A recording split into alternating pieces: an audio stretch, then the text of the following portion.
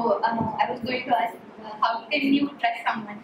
Like when you see someone, how do you understand whether person is trustworthy and share your secrets or share whatever you want? Okay, that's a very good question too. Let me ask a simple thing. Why do you want to trust someone? No, my simple thing. Like, I really don't know. Why do people go and trust people?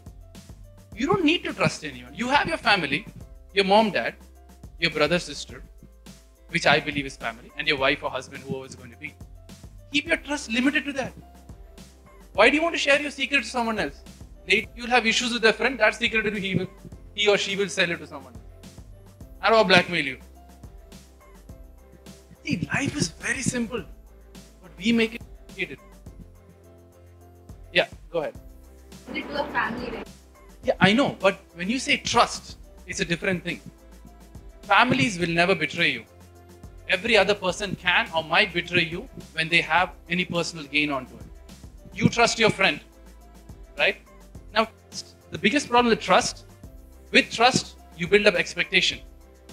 And expectation is a killer of positive living. Right? This trust things all comes of expectation. Oh, I will trust him or trust her. This girl, I'll tell all my secrets. And then some issue will happen. And then later you'll figure out, if I wouldn't have told her, my life would have been much. And half time you'll take tension. I didn't share. Why I told her? Why I told her? Why I told her? Why I told her? Right. So don't trust. Keep a friendship relationship. Laugh together. Enjoy your life. Keep your secrets with yourself. Why is it called a secret? When you say secret is to keep it to yourself. If you say to a third person means anyone outside your family, it's not a secret anymore. Because anything happened to that weak relationship, your secret is open. So who's making your life negative? You are going and telling your secret to someone else, and then something happens to your friendship, takes control over you, and you think, oh, why did I tell? And you think my life is all negative. I shouldn't have done that. Did I answer your question? But still, I know you want to trust someone, right? See, what happens in trusting? If it's not really a true relationship, at the end, who's the person who really gave that trust will get hurt. And that your life becomes negative. Right? If you keep your trust to a limit, see, family, you can blindly trust. Your brothers, sisters, you can blindly trust. That's how I see as a family. Cousins, you got to be careful. Your limit stays within your family itself. Because once you step into cousins, there is a little bit of politics here. Right? It can work against your faith. Because I'll tell you why. If your mom and the cousin fight, that's it. Forget your cousins. They will find. And I'll tell you when the problem actually starts in here. When the partition starts. They'll have some big issues and some big fight, and your cousin will all split off, and then that's it. Your trust is all gone.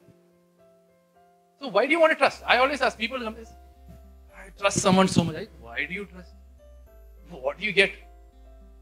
The people who really you have to trust is your parents, your family. But that we don't do. Or with them, everything is secret. My mother should not know. You'll tell your friend, I have this problem. Don't tell my mother. Huh? They are there to solve your problems. 50 years of experience your mom has. Years of work experience your dad has. Don't you think they will give you better advice than a person of your same age? So when you have time, share it with your parents. Maximum they'll shout, you messed up your life. But I'm telling you, they'll always come back to you. And that's what the current generation is missing. I wouldn't say missing. I know some of you are doing it. Some of you see your parents as friends. That's good. But make sure to share with them. Because they have that experience. And make use of it. Right? But what we do is, we go and take experience of someone with your same level. People with the same experience can advise you the same thing. They can't give you any better advice. But there'll be some smart people who you can ask. But still, the experience is same.